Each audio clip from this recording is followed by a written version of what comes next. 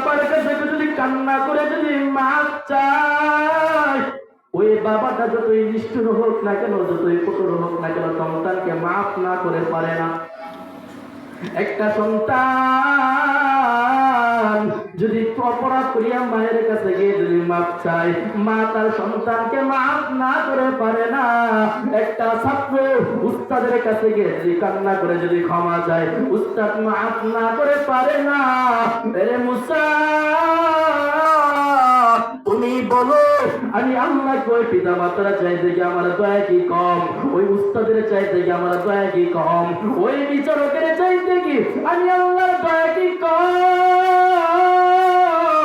আমি আল্লাহ